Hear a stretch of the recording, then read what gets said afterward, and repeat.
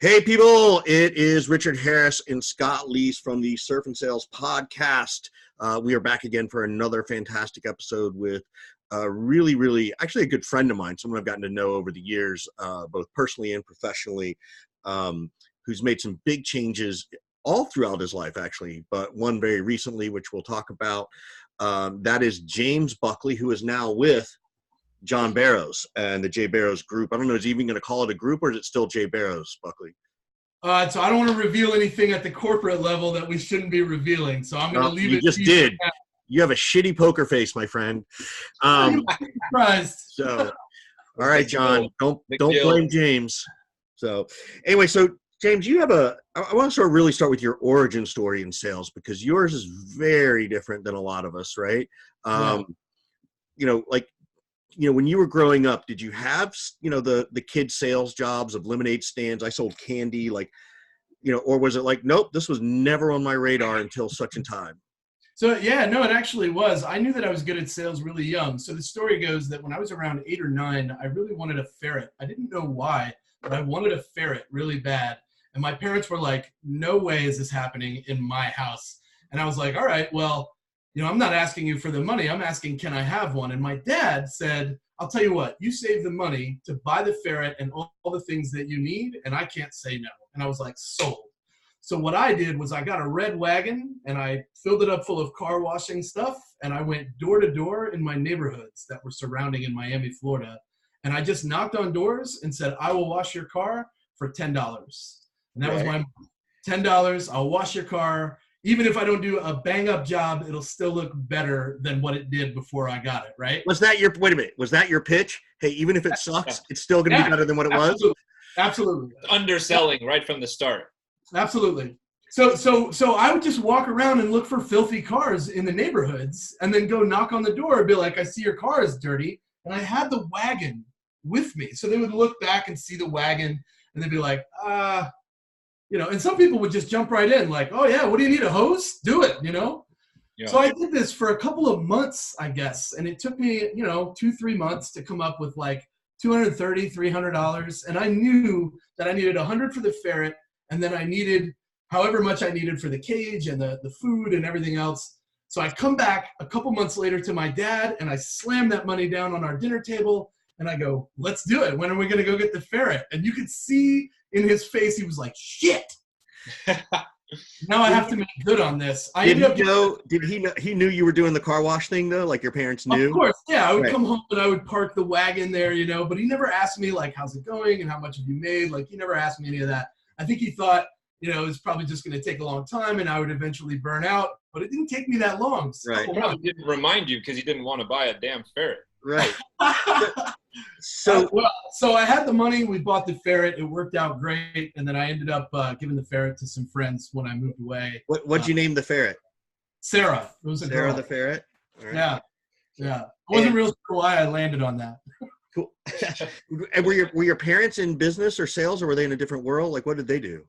So my dad worked for a company called Crossmark. Basically what they would do is get up at 2-3 in the morning, drive to a Publix that was in South Miami, rip all the food out of the Publix, set it up outside in a tent, rip out all of the new shelving, put the new shelving in, and then they had planograms. I don't know if you're familiar with grocery retail, but they would reset all the food, take out all the spoiled stuff or the out-of-date stuff, take out all the old labels, and then reorganize it all, put it back in before they opened at 9 a.m. So you can imagine what that looked like. I worked for him for a little while when I became of working age, and I did the same thing for a little bit. So a real sort of salt of the earth kind of a background, as opposed to what many of us run into sort of traditionally. Well, he also worked directly for Publix for most of my life. So he would leave that job at 9 a.m., come home, sleep for about 2-3 hours, and then get up and go work an afternoon job at Publix until close. And then he would come home. It was pretty rare that we would spend any kind of decent time with him unless he actually set that time aside to not work and spend time with us. So. Got it. And then my mom worked at the University of Miami. She worked for the provost's office, and she was there for about 20 years. She was basically where the buck stopped before the provost and the president got wind of something happening. Got it. So, well, how about you? So you go to college, not go to college? So I actually went back to college as a non-traditional student. I graduated. I was politely asked to leave several high schools, and then I was told basically like, I don't even know why you come here. And I was like, are you saying I could leave? And the principal was like, please. And I was like, I'm out. Right. So I left. About 2 years later, I was working like salt of the earth jobs, as you mentioned, with no diploma or anything, and just wherever I could take work, I was taking work, doing things that were a little bit unsavory in Miami, Florida, if I could just touch on that and then move on. But in the end, what happened was I got a GED and I started working in kitchens. And then I spent the next 15 years just working in kitchens, learning the prep side, learning how to run the line, grill, fry, flat top, salamander, saute, sauceteering, like whatever you got in the kitchen, let's make it happen. I know how to do it probably. Salamander? Yeah. Salamander in the kitchen? So when you order like Texas cheese fries and they come out with that skillet and it's all hot and the cheese is melted, the machine they put it in to do that is called a salamander. Gotcha. I literally thought he was cooking salamander, Richard. Yeah, I know you did. That's all right. I can't relate to you two country guys yet. So you're in Miami, and this is all in Miami. You're doing all this cooking and stuff in Miami, right? Yeah.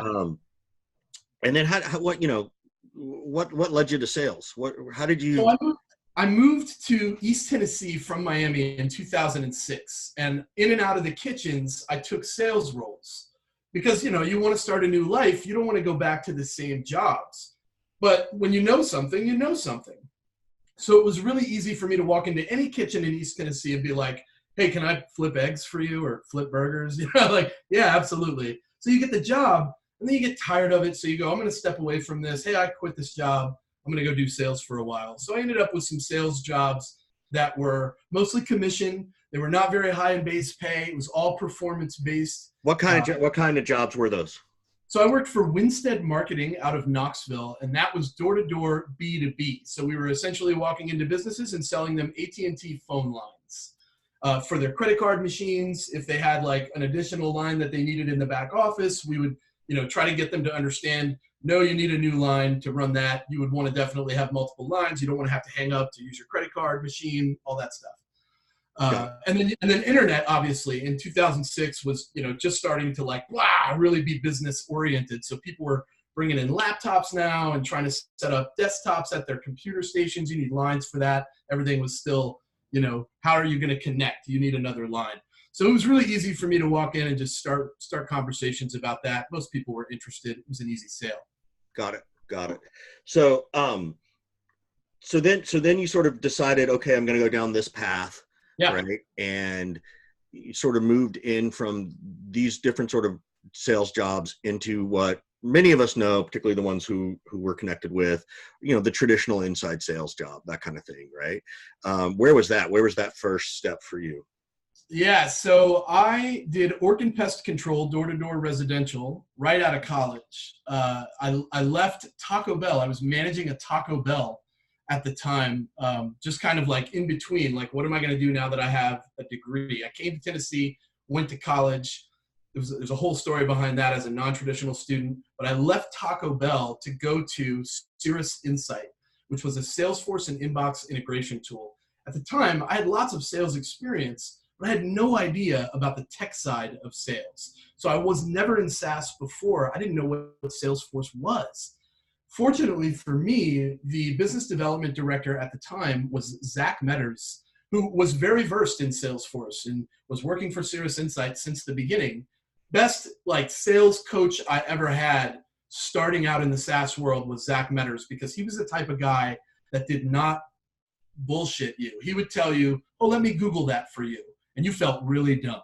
So you're like, how do I avoid going to that guy and just find the information myself, was kind of the mentality that I developed as a result. But it turned out to be the best thing. I stayed there for 4 years at Cirrus Insight, 3 years and 9 months. And that's where I planted my feet down and learned about Salesforce and SaaS, all the research I did on all these companies I was trying to sell to. I kept saying shit like, man, that's a cool company. I'd love to work there someday. And I would always just keep in touch with everybody. And that became my Say What Sales brand. It's just, being out there and creating content and telling people what works for me. And I did that. You're relatively new to the tech sales industry then? What is that, about five plus years total? 5 years. Yeah, 5 years. That's it. Yeah, and you built the brand for yourself, Say What Sales, all around sort of speaking the truth and speaking your mind and talking about different things. I know you're passionate about this. Why do you think people are so scared to speak the truth? And do you see that changing anytime soon? I do. So at JBarrows, actually, they talk about this. The death of the average salesperson is what we're probably going to witness here very soon. I think people are afraid to talk about the truth about sales because it used to be something different than what it is today. It's changed in a lot of ways. And here's what I mean. In the days of just cold calling, when people had like call centers with 500 people on the sales floor, everybody in their own little cube with noise canceling headphones, and we're all heads down talking to individuals, that used to be the norm. And it was okay in those days to just make a sale. Hey, I made a sale. You'd stand up and everybody go, yeah, all right, made a sale. You'd never talk to that person again. This industry is not that.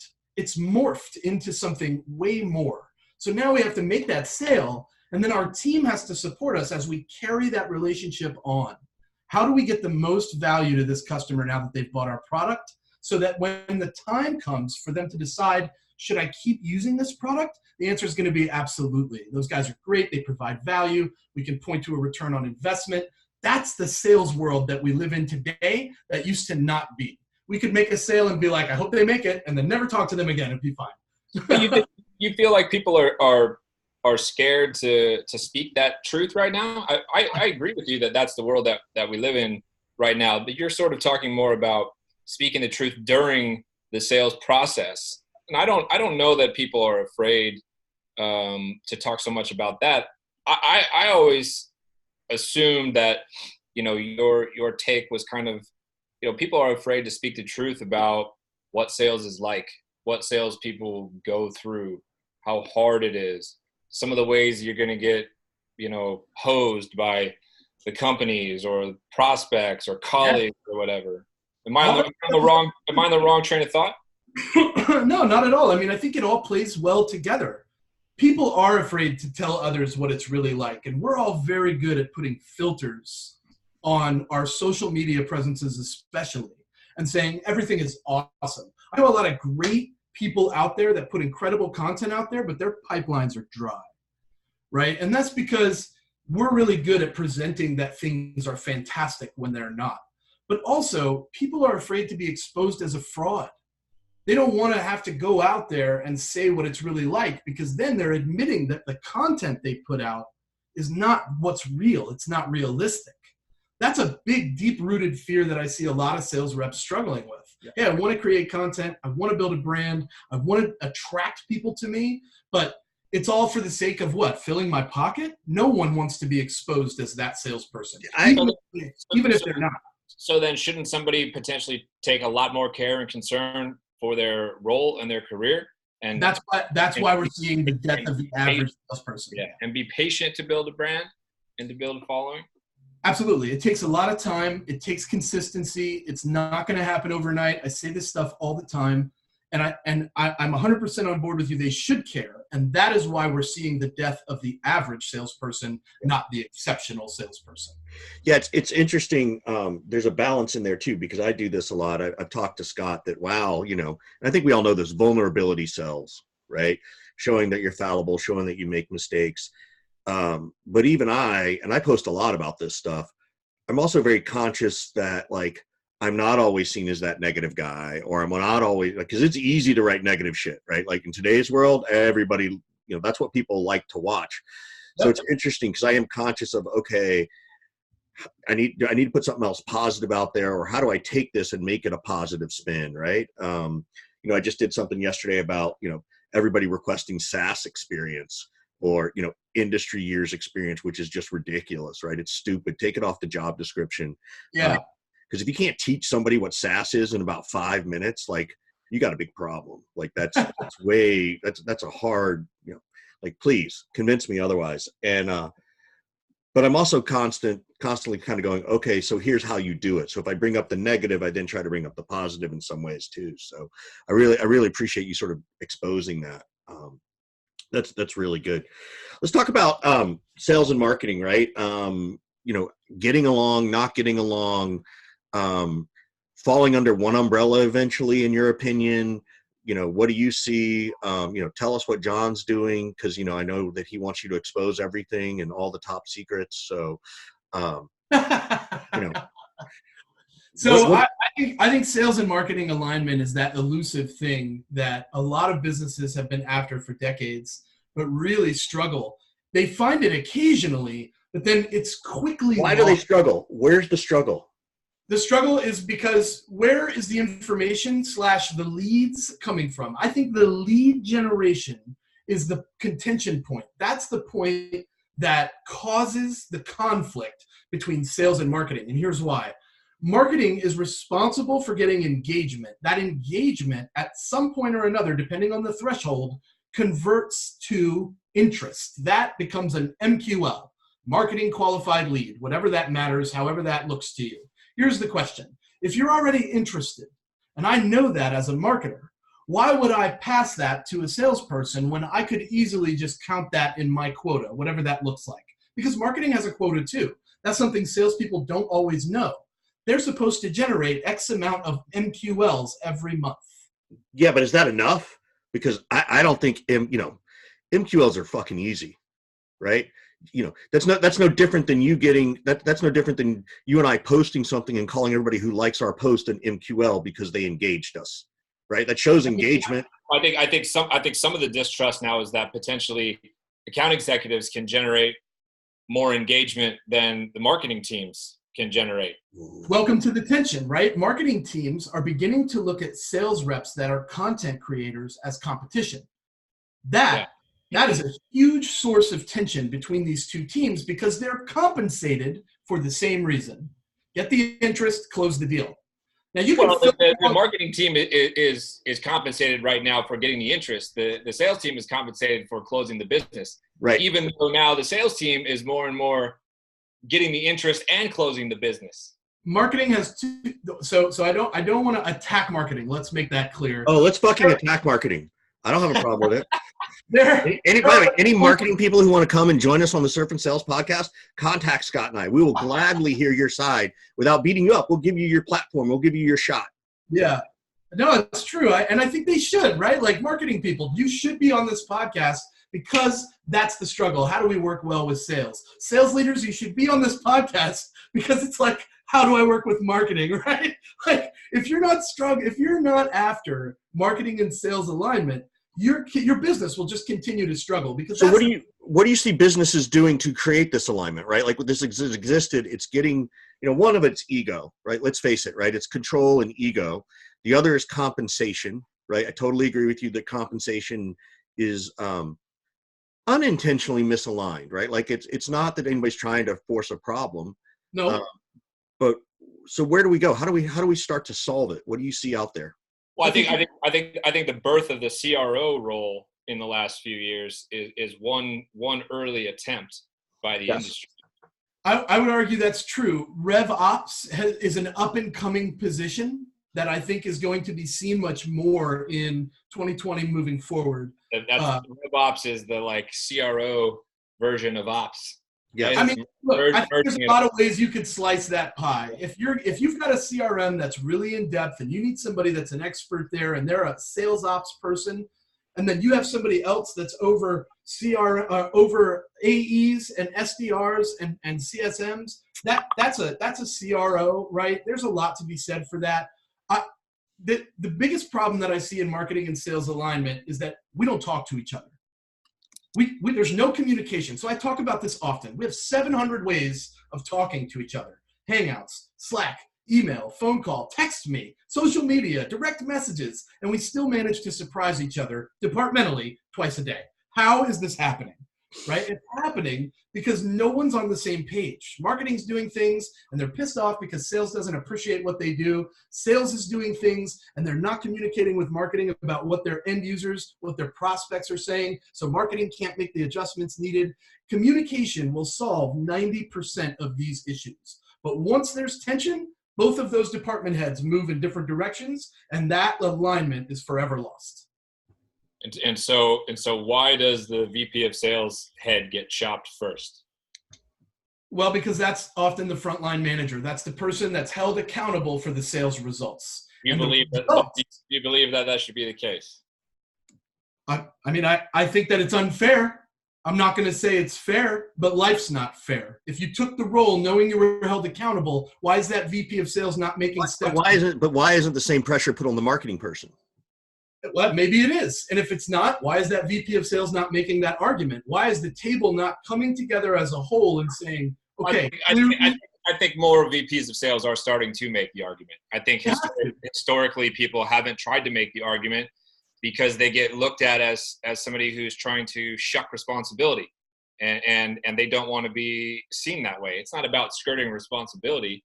No. It's just about there's two different standards here.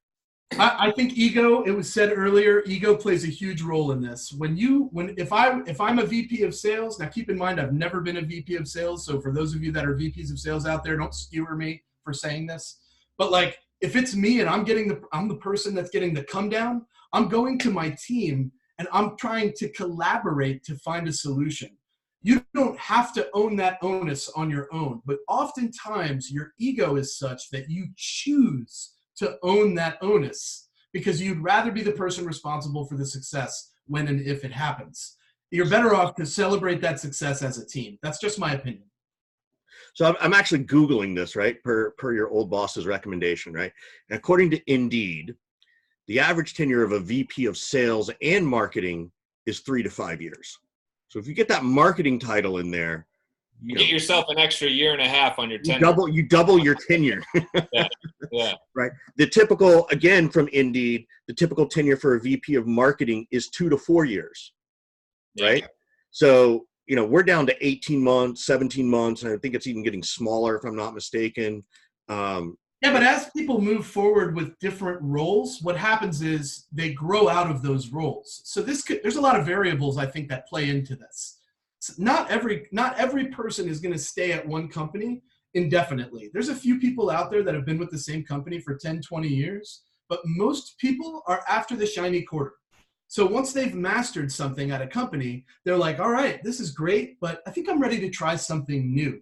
I don't think a lot of that has to do with the experience or the marketing and sales alignment or the pushback or the tension. I think it has to do with us personally. If it's me and I've been somewhere for 5 years, I'm thinking, what's next? Let's do whatever that is. Yeah, but there's a big difference between 5 years and 15 months, James. Like I've been a VP of sales, God knows how many times now, and I can tell you, just from talking to so many contemporaries of mine in the field who are in the role, like you've got like 2 cycles, maybe 2 sales cycles, maybe, to make stuff happen. And it doesn't matter if your product is 75% of what you were promised when you got hired, right? So is that your fault? I suppose if you want to be really accountable, yeah, I fucked up. Like I should have vetted the product better, but like I didn't, maybe, right? So I got a 75% solid product, okay? I got a marketing team that is supposed to be hitting, certain targets for SQLs, MQLs, inbounds, whatever you want to call it. And they're hitting 50% of their goal. And yeah, they get some pressure, but there's certainly no talk about, churning that person out. And I've got an onboarding customer success and customer service team that has no standard, no set process whatsoever. But I'm in here. I'm supposed to sell against all odds because, hey, I'm a miracle worker. I'm supposed to turn water into wine no matter what, right? Yep. And I've got 2 6-month sales cycles to make some shit happen, or it's a wrap. I'm out, right? Now, I've been fortunate enough to avoid that situation. Everywhere I go, I'm there 2.5, 3 years. I know what to do to get myself to a particular place, and then I'm out. But I can't even tell you how many people who get their VP of sales shot for the first time or even the second time who are out after 8 months, 9 months, barely a year, and so forth. And it's those people that I feel protective of, right? It's those people that I try to speak out and give voice to. I'm more interested in talking to those folks and coaching up those folks than I am at this point in my career than talking to SDRs and teaching them, hey, here's the best subject line, right? So that's the place where I come from and why I get so fired up about it. You know, 18 months is that magic number, and they say that sales roles typically end up in that 18-month window. If it's me, I think I would leave based on a culture. My feelings dictate that 18-month departure much more than my results.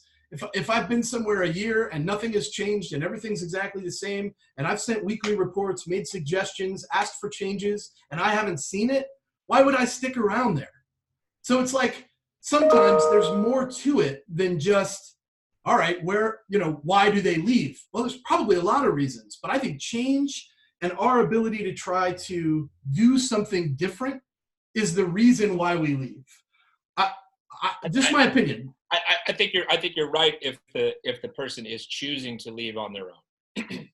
but I think I'm talking about people who are not given that choice, right? And that's a big difference. Let me change. I would agree. I don't think that's long enough to see a VP of sales truly succeed or fail. You've got to have a big enough data set, and you got to know that sales. If it's a 6-month sales cycle, I would say I would give it at least 2 years before I really hammered down and said, why haven't I seen results?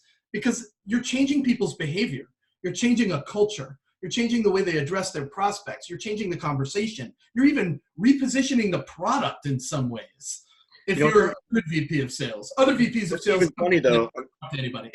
I know this, and I know we're going to change the subject, but what's even funnier is that oftentimes these VPs of sales are growing at 10, 15, 20, 30%, but the CEO or the founder is thinking it should be, we should be like Box or Dropbox, and we should be, 100% year-over-year growth, right? If you're not growing north of 100% year-over-year, you're shit.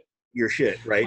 And that's where this 18-month thing comes in, right? That's where, and sometimes it's the VC, not always. Sometimes the VC puts a bird in their ear. Sometimes it's a young founder who is super tech savvy, and they understand that they can sell the product easily because people are buying them, but they don't realize it. And then they think after 18 months or 24 months that, oh, they know how to sell.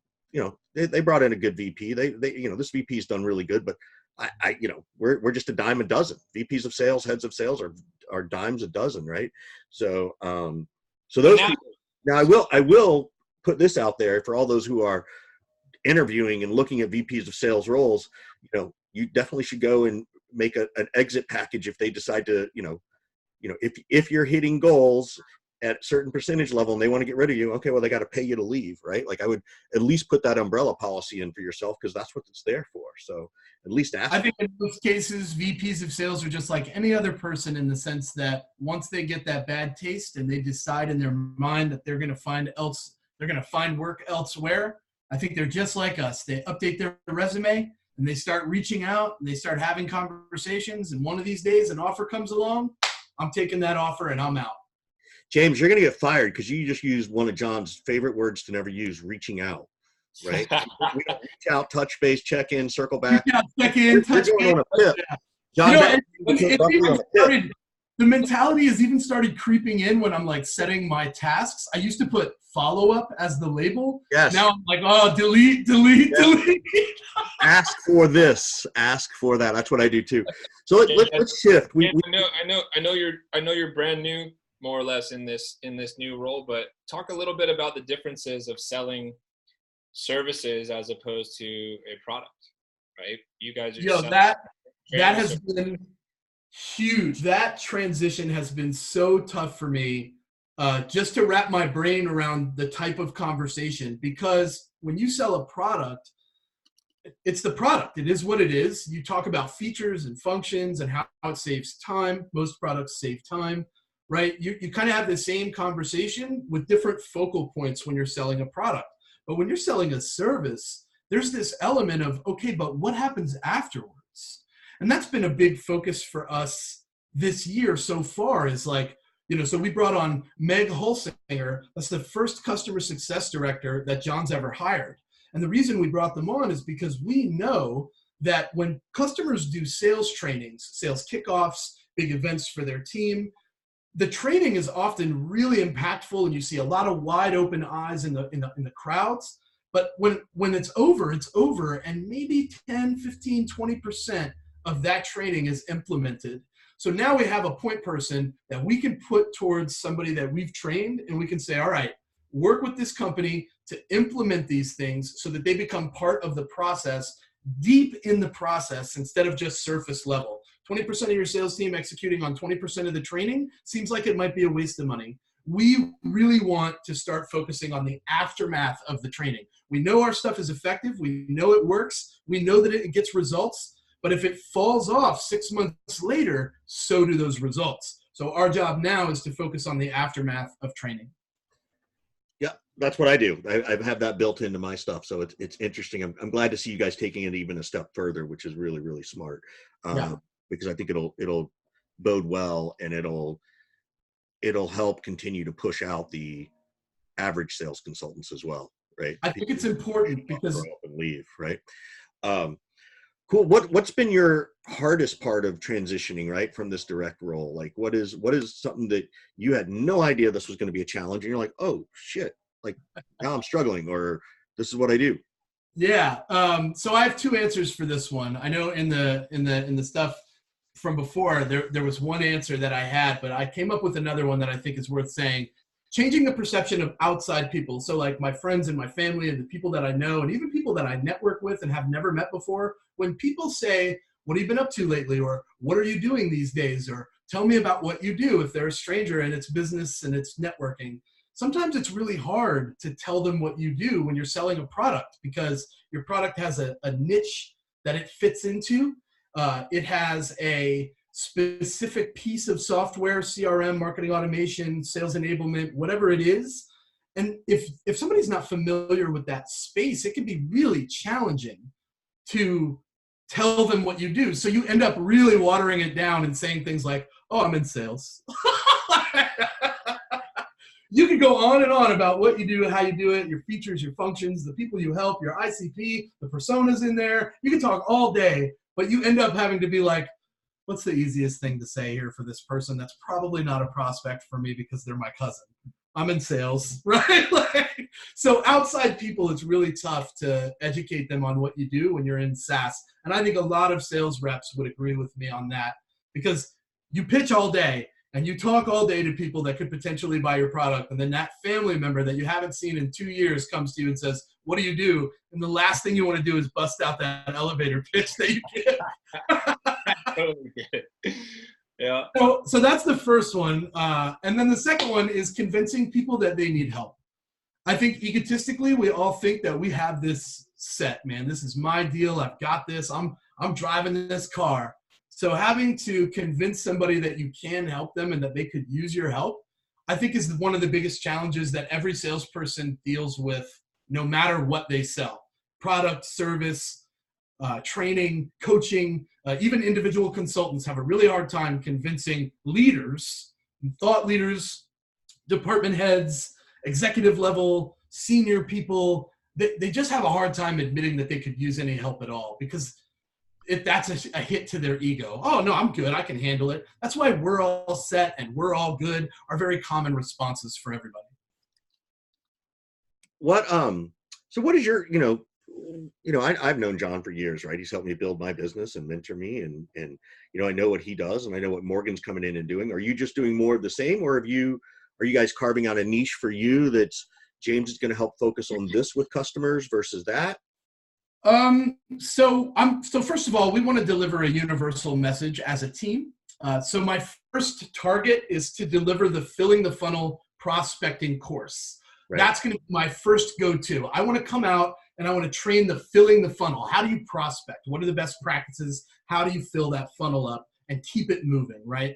I think from there, I want to develop my driving to close, right? So I'll want to be delivering that at some point as well. And then I have to learn how to deliver Morgan's Keep Dialing workshop.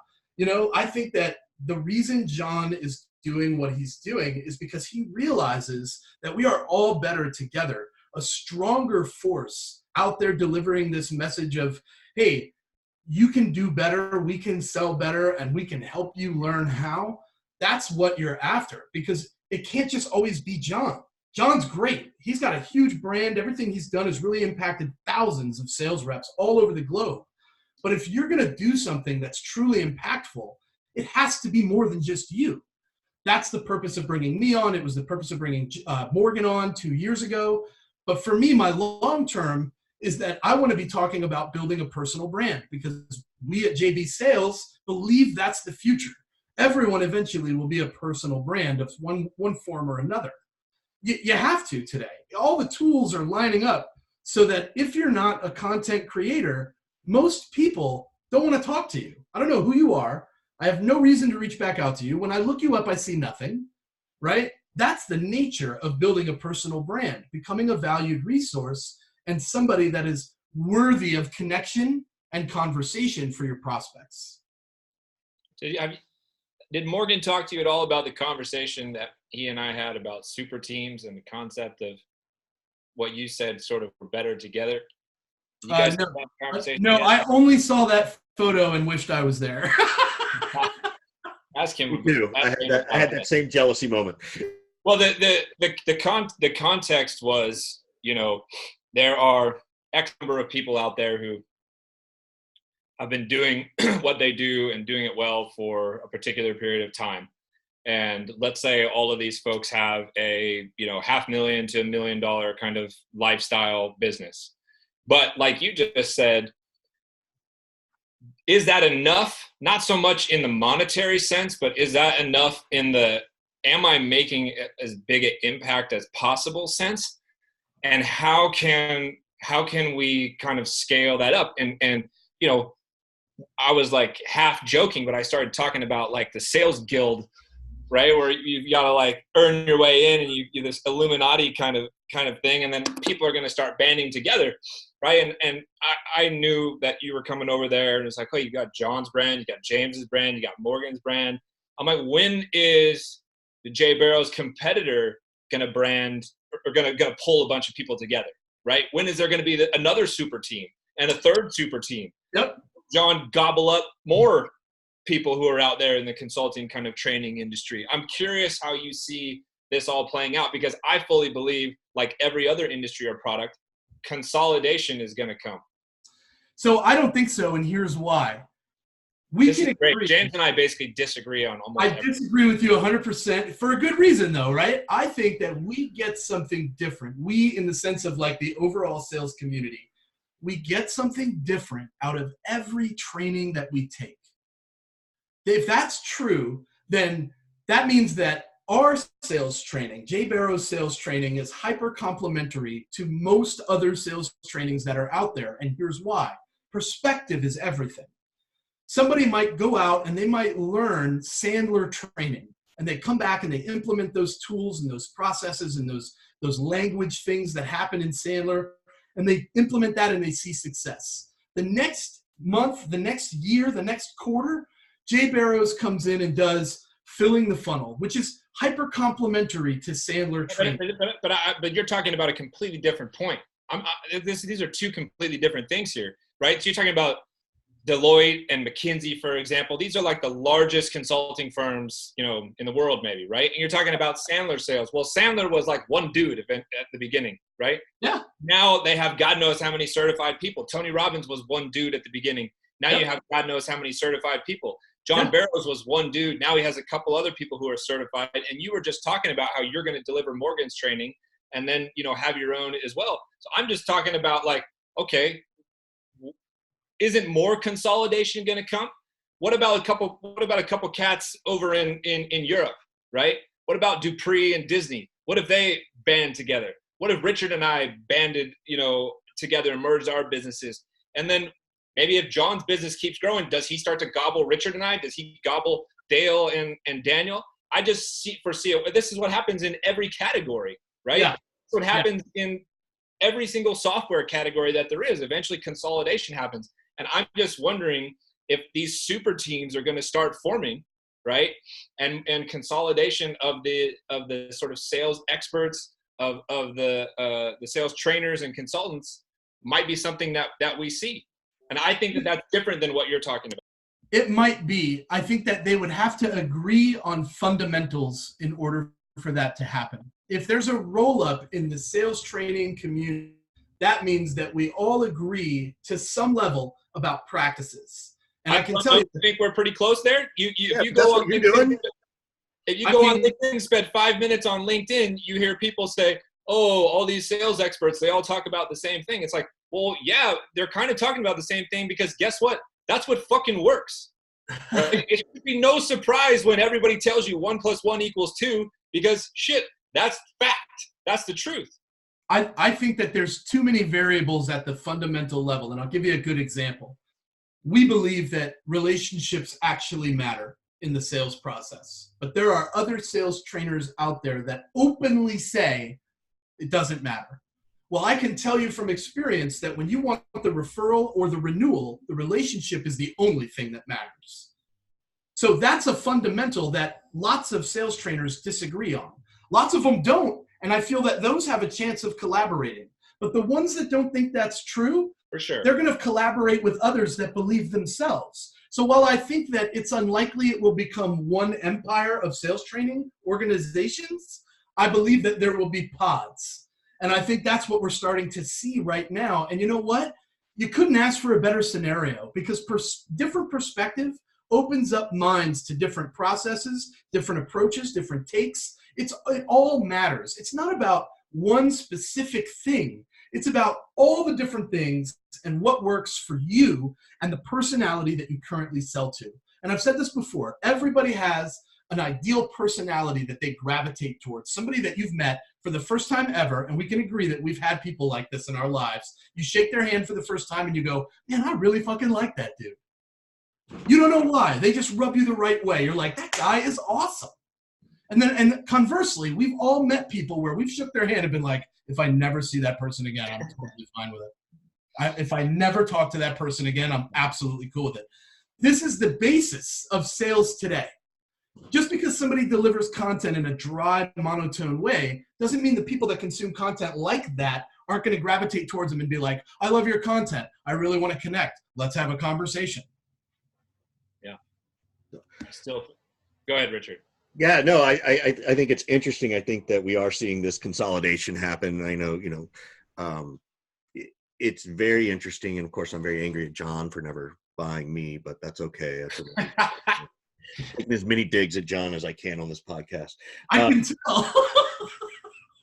He'll do it back. It's no big deal. It's all right. Okay. But we'll shift this because we sort of turn this around at the end of every podcast. We got a couple more minutes left. How can we help you? How can we turn this around and sort of, you've been very gracious with your time, which we appreciate, giving a lot of knowledge, sharing a lot of wisdom, but we also want to give back to you. How can we do that for you? Yeah, so I'm new to the JBarrows family. So what I'd like to do is talk to people that would love to do a run with me on filling the funnel, or even just see what filling the funnel looks like with the online portal that we offer. Yep. If that's something that you guys think you've got enough connections, or your listeners out there think that, hey, I could really use a different perspective this year, and you've done Richard, you've done Scott, you've talked to other, let's do something different. Let's talk about it at a bigger level and see if we can find something that you've never heard before. If we can do that and you can implement it, you might see different results as a result. I totally agree. And I think since you're trying to steal my customers and Scott's, I'll do the same thing. If you've had John's training and you've had mine show up, right, call Richard. Like, let's be fair, right? Like, we were thinking a little bit more, what does James need help with? No, not, which again, look, it's all good, right? We all love each other. Yeah. But that's good. Like, I certainly want you to be successful. And I do encourage people that if you don't know James, to follow him, or if you haven't done JBarrows filling the funnel or sales training, it's excellent. It's what got me into sales consulting. Like, I never knew I'd be a consultant until I met John. Awesome. It is excellent training. So anything else you want to share with folks, James? Yes, I love cold calls. I want your cold call. I give my number out on every podcast I do. It's 305-632-6005. If you're going to cold call me, you better know who I am. If you cold call me and you've not done research, I will call you out on it. Well, they should at least know that you were on the podcast. Like, that's about as easy as it gets. Give that number out one more time, though. Slow it. Absolutely. It's a Miami phone number. I'll never give it up. It's 305-632-6005. Or you can email me, james@jbarrows.com. Awesome, man. James, thanks so much for coming on. We really enjoy it. Appreciate all the perspectives, and let us know if you're ever going to get another ferret. That was hilarious. That was pretty good. Thanks, guys. I appreciate the invite. This has been a lot of fun. Let's do it again soon. Has anybody told you yet, James, that you look like Richard's younger brother? I actually am Richard's younger brother. I changed my name. Thank you. Scott. I appreciate that. At least he has hair. He's the good brother with hair. That's why he's younger. All right, everybody. We'll catch you later. Yeah.